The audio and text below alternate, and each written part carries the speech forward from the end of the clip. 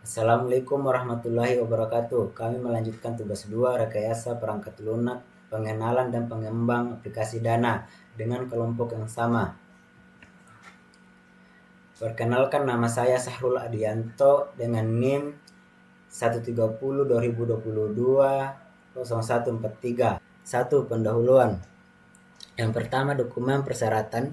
Dokumen ini bertujuan untuk mengurangi spesifikasi persyaratan perangkat lunak untuk aplikasi Dana, sebuah sistem keuangan digital yang mengelola berbagai aktivitas keuangan pengguna, termasuk transfer dana, pembayaran tagihan, investasi, dan fitur lainnya.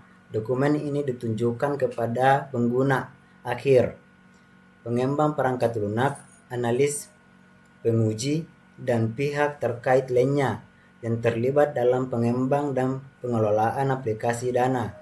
Pembaca diharapkan memahami konsep dasar keuangan digital serta memahami kebutuhan dan harapan pengguna terhadap aplikasi Dana. Dokumen ini dirancang untuk menjadi panduan awal dalam fase perencanaan dan pengembangan aplikasi Dana. Yang kedua, cukupan produk. Aplikasi Dana mendukung berbagai informasi terkait dengan manajemen keuangan pengguna, berbasis online dengan layanan yang dapat diakses melalui aplikasi seluler dan platform web. Berikut adalah rincian cukupan produk dari aplikasi Dana. Rincian cukupan produk dari aplikasi Dana merupakan manajemen dana, investasi, pembayaran tagihan, pembelian dan penjualan, pemantauan transaksi, manajemen profil pengguna, pengelolaan keamanan. Dengan beragam fitur tersebut, pengguna dapat mengelola keuangan mereka dengan lebih efisien dan aman melalui aplikasi Dana. Yang ketiga, definisi, akronim, dan singkatan. PIN, Personal Identification Number, merupakan kode numerik yang digunakan untuk mengidentifikasi pengguna dalam aplikasi Dana. Saldo, jumlah uang yang tersedia dalam akun pengguna pada aplikasi Dana yang dapat digunakan untuk melakukan transaksi atau investasi. Transfer, proses pengiriman dana dari satu akun ke akun lainnya dalam aplikasi Dana. Investasi, pengalokasian. Yang keempat, referensi. Dokumen 1 menjelaskan tentang sistem dari perangkat lunak aplikasi Dana. Dokumen 2 menjelaskan tentang format penyimpanan data. Dokumen 3 memaparkan tentang spesifikasi kebutuhan hardware. Yang kelima, ditunjukkan bagian dokumen berikutnya. Bagian ini memberikan gambar umum tentang sistem perangkat lunak yang dibutuhkan untuk mengoperasikan aplikasi Dana. Penjelasan ini mencakup arsitektur sistem, deskripsi modul, integrasi sistem, spesifikasi teknis, serta keamanan dan privasi. Perkenalkan, nama saya Cakra Depa Saputra dengan NIM Stambuk 130 2022 0125. Di sini saya akan melanjutkan yang kedua, yaitu deskripsi umum. Di 2.1 deskripsi produk, aplikasi Dana adalah sebuah solusi pembayaran digital yang dirancang untuk mengatasi berbagai permasalahan yang sering dihadapi oleh masyarakat dalam melakukan transaksi keuangan sehari-hari. Dengan meningkatnya kebutuhan akan transaksi non-tunai, aplikasi Dana hadir untuk memberikan kemudahan, kenyamanan, dan efisiensi dalam berinteraksi. Di 2.2 fungsi produk. Fungsi tampilan antar muka diperankan lain antara lain.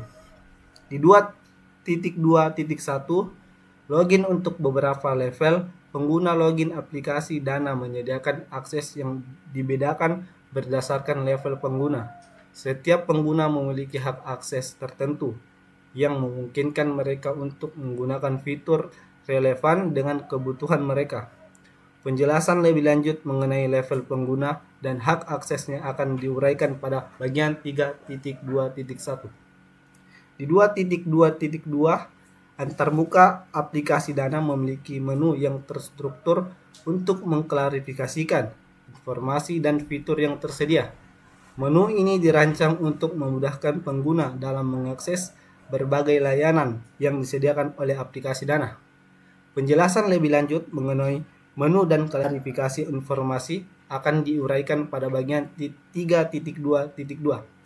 Di 2.2.3, input proses output yaitu tahapan pengoperasian input proses output diuraikan pada bagian 3.2.3.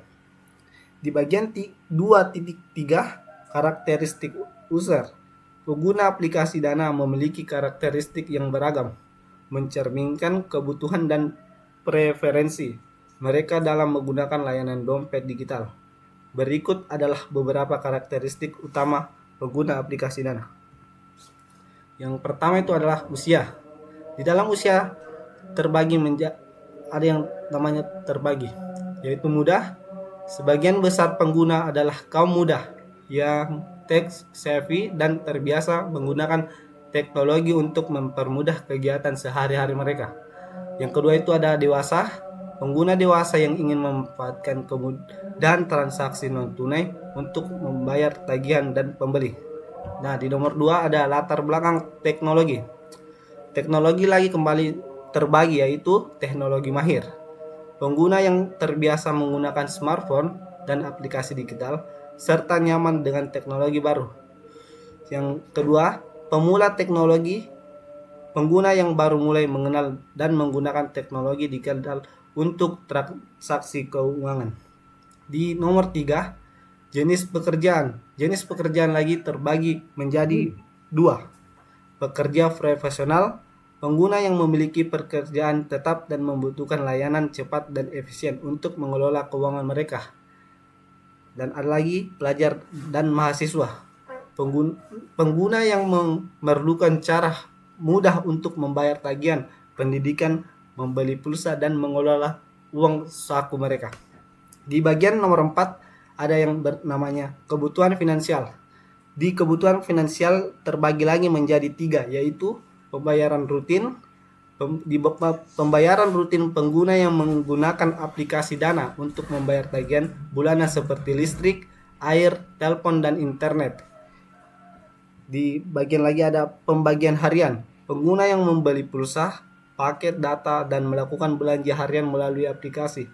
Yang ketiga itu bagian 3, transfer dan top up. Pengguna yang sering melakukan transfer uang antar akun Dana atau ke rekening bank, serta mengisi saldo akun mereka. Di nomor 5 ada namanya keamanan dan privasi. Nah, di bagian ini terbagi lagi menjadi 2, yaitu keamanan tinggi. Pengguna yang mengutamakan fitur keamanan seperti PIN dan autentikasi 2 faktor untuk melindungi akun mereka. Yang selanjutnya ada privasi pengguna. Pengguna yang menghargai pengolahan dan pribadi yang aman dan transparan.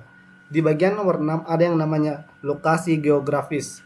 Nah, di lokasi geografis ini juga terbagi menjadi beberapa bagian lagi, yaitu ada perkotaan, pengguna yang tinggal di kota-kota besar dengan akses mudah ke internet dan layanan digital. Ada yang namanya juga pedesaan, pengguna yang berada di daerah pedesaan yang mulai beralih ke transaksi digital untuk kemudahan dan kepraktisan. Nah, di bagian nomor 7 itu ada yang namanya frekuensi penggunaan. Di bagian ini juga terbagi lagi menjadi 2, yaitu pengguna aktif, pengguna yang sering melakukan transaksi dan mengakses aplikasi hampir setiap hari. Ada yang namanya juga pengguna pasif. Di sini pengguna yang hanya sekali menggunakan aplikasi untuk kebutuhan tertentu. Nah, kembali kita ke 2.4, yaitu batasan-batasan umum.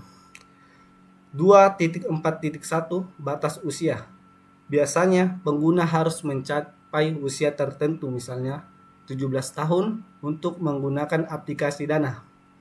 Di 2.4.2, verifikasi identitas untuk menggunakan fitur-fitur tertentu atau batas transaksi yang lebih tinggi pengguna mungkin perlu melakukan verifikasi identitas dengan mengunggah dokumen resmi.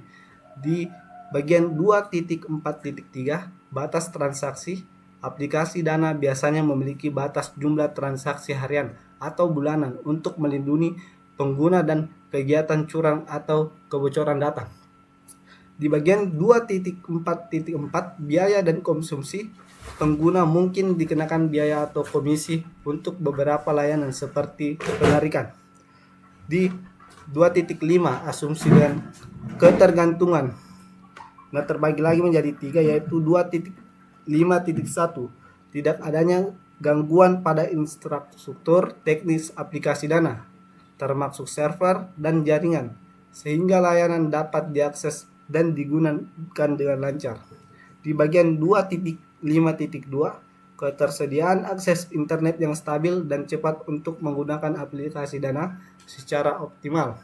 2.5.3, keamanan data pengguna dijamin oleh aplikasi Dana, sehingga informasi seperti data pribadi dan transaksi keuangan terlindungi dari akses yang tidak sah. Kita lanjut ke nomor 3, yaitu persyaratan umum. Di bagian 3.1, persyaratan interface eksternal.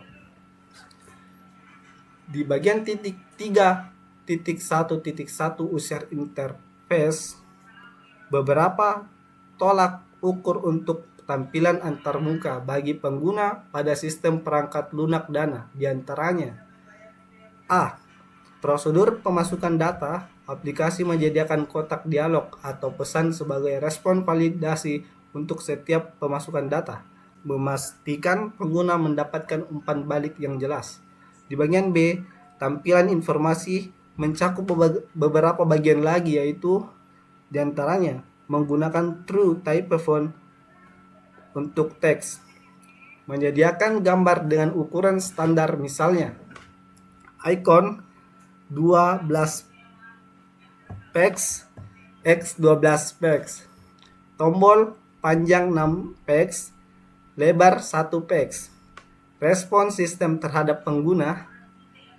C. Respon sistem terhadap pengguna.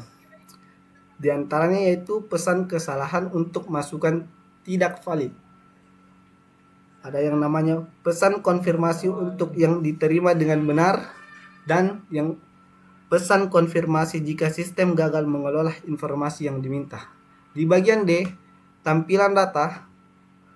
Data yang ditampilkan dalam aplikasi desain dalam format terstruktur atau tabular untuk memudahkan pengguna dalam membaca dan memahami informasi yang disajikan.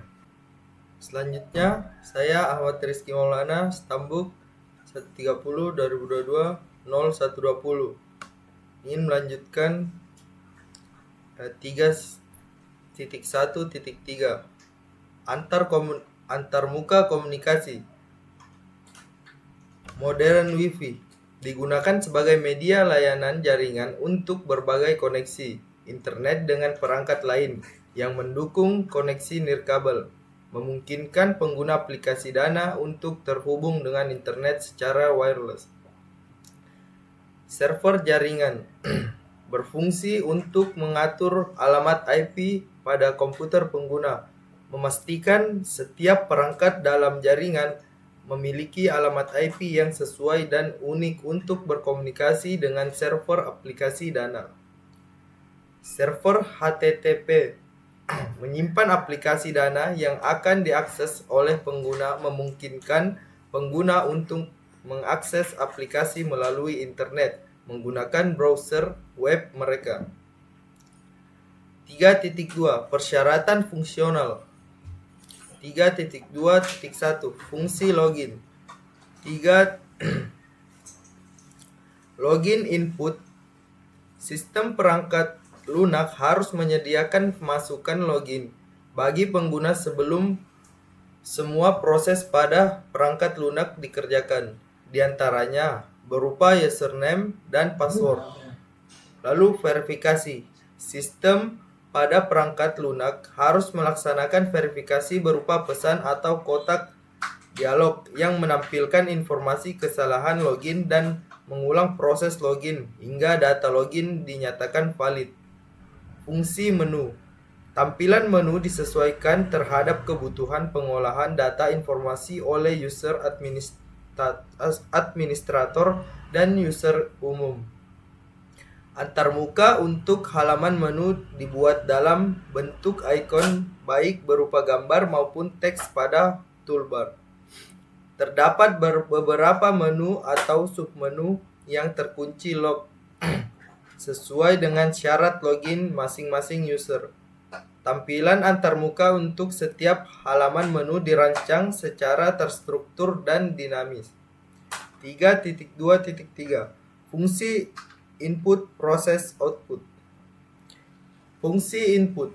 Beberapa proses pada tahap penginputan data antara lain. 1. Login pengguna. Pengguna memasukkan username dan password untuk masuk ke dalam aplikasi.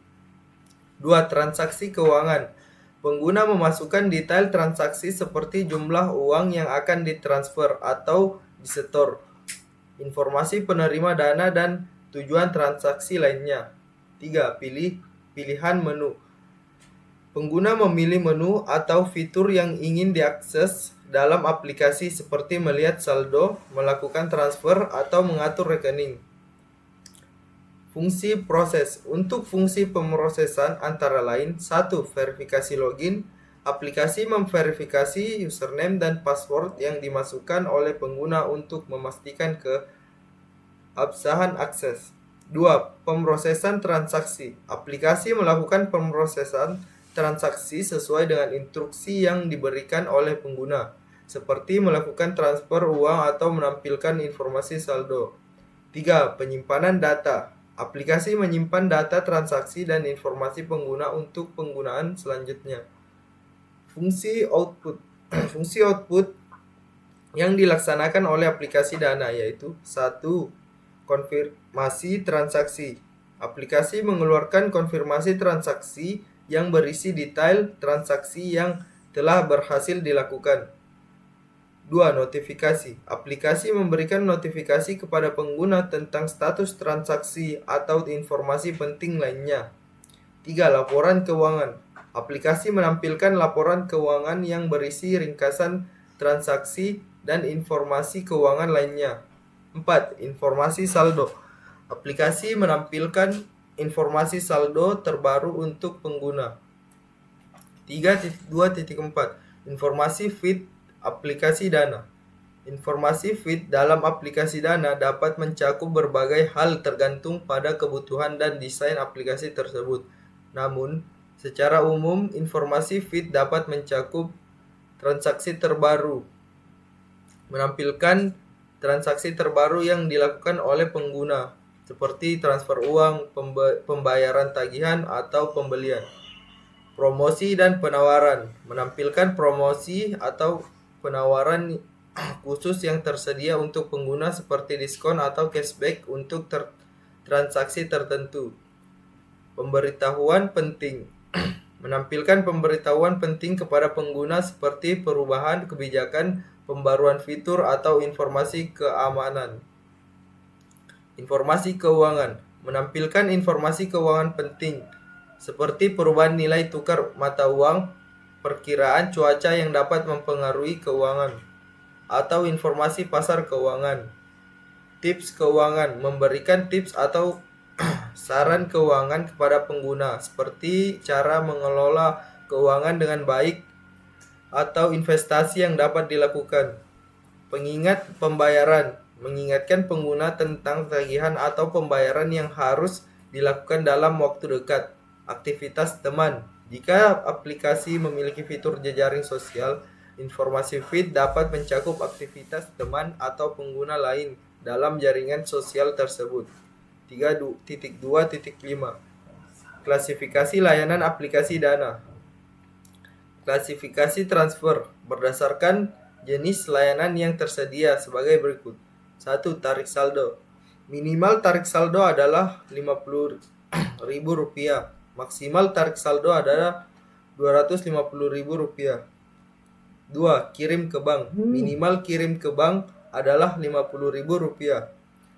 3.2.5.2 Kualifikasi layanan digital. 1. Pulsa dan data. 2. Pasca bayar. 3. Kirim ke e-wallet. 4. Uang elektronik. 3.2.5.3 Kualifikasi tagihan. 1. Listrik. 2. Air. 3. PLN non-taglis. 4. Telkom. 3.3 Persyaratan performa. 3.3.1 Pelayanan retribusi. Persyaratan retribusi dana mencakup jenis retribusi, besaran retribusi, metode pembayaran, jadwal pembayaran, batas waktu pembayaran, konsekuensi pembayaran terlambat, verifikasi pembayaran, pembukuan, pengaturan ulang pembayaran, dan laporan pembayaran. Hal-hal ini penting memastikan pengelolaan retribusi yang efektif dan transparan dalam aplikasi dana.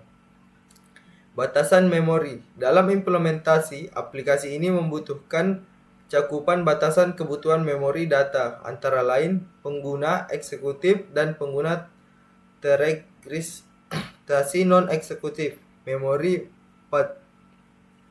atribut perangkat lunak.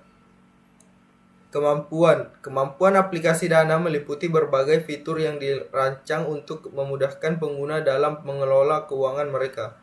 Keamanan. 1. Para pengguna eksekutif dan non-eksekutif disarankan dapat mengganti kata sandi atau password setiap bulan sekali.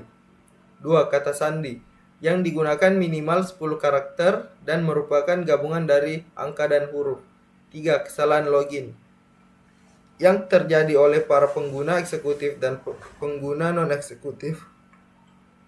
Maksimal 3 kali kesalahan dan dikonfirmasikan kepada administrator. Assalamualaikum warahmatullahi wabarakatuh. Perkenalkan, nama saya Eka Herlambang Budiansyah dengan nomor stambuk 130 2022 0130. Saya akan melanjutkan presentasi dari Ahmad Rizky Maulana. Di sini saya akan mempresentasikan tentang Entity Relation Diagram dari aplikasi Dana atau ERD dari aplikasi Dana. Di sini saya akan mulai dengan tabel user, di mana tabel user memiliki kolom user ID sebagai primary key yang bertipe data integer. Berikutnya ada username dengan tipe data varchar, PIN dengan tipe data varchar, nomor HP dengan tipe data integer, alamat dengan tipe data varchar, tanggal lahir dengan tipe data date, tanggal daftar dengan tipe data date. Kemudian saya akan melanjutkan pada tabel saldo, di mana tabel saldo memiliki kolom saldo ID sebagai primary key yang memiliki tipe data integer. Berikutnya ada kolom user ID yang berrelasi langsung dengan kolom user ID pada tabel user, di mana user ID pada tabel saldo memiliki tipe data integer. Dan berikutnya ada create add yang memiliki tipe data timestamp. Selanjutnya saya akan lanjut pada tabel transaksi, di mana tabel transaksi memiliki kolom transaksi ID yang merupakan primary key dan memiliki tipe data integer. Berikutnya ada lagi kolom saldo ID yang berrelasi langsung dengan kolom saldo pada tabel saldo. Kolom saldo pada saldo ID pada tabel transaksi memiliki tipe data integer. Dan berikutnya adalah jumlah transaksi yang memiliki tipe data integer, tipe transaksi yang memiliki tipe data enum, tanggal transaksi yang memiliki tipe data date, waktu transaksi yang memiliki tipe data time, status yang memiliki tipe data enum. Selanjutnya saya akan lanjut pada tabel rekening bank, di mana tabel rekening bank memiliki kolom ID akun yang merupakan primary key, memiliki kolom user ID, dan juga memiliki kolom nama bank dan nomor rekening. Di mana di sini kolom user ID berrelasi langsung dengan kolom user ID yang berada pada tabel user. Dan berikutnya saya akan lanjut pada tabel metode pembayaran. Pada tabel metode pembayaran memiliki kolom ID pembayaran sebagai primary key, dilanjutkan dengan ID akun yang berrelasi langsung dengan kolom ID akun pada tabel rekening bank, dan ID akun pada tabel metode pembayaran memiliki tipe data integer. Berikutnya ada kolom nama dengan tipe data varchar, dan juga ada kolom tipe pembayaran dengan tipe data enum. Saya akan lanjut pada halaman berikutnya, di mana pada halaman berikutnya saya akan mempresentasikan tentang State Transition Diagram atau STD dari aplikasi Dana. Pertama kita akan melakukan login Dan jika pengguna berhasil login, maka pengguna akan langsung menuju ke beranda. Dan jika pengguna gagal login, maka pengguna artinya tidak terverifikasi. Dan pengguna akan diberikan pilihan keluar atau melanjutkan dengan lupa kata sandi.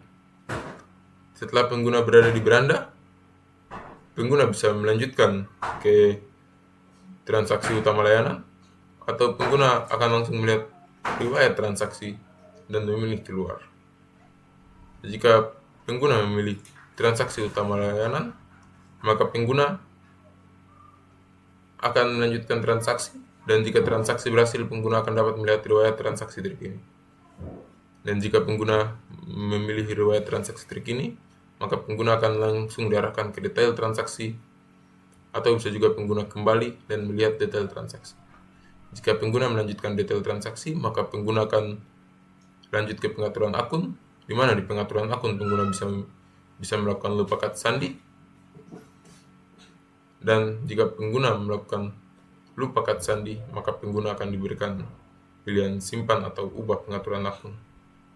Dan jika pengguna sudah melakukan ubah kata sandi, maka pengguna bisa keluar, dan setelah keluar, maka pengguna akan selesai. Sekian dari kelompok kami. Wabillahi taufiq wal hidayah. Wassalamualaikum warahmatullahi wabarakatuh. Terima kasih.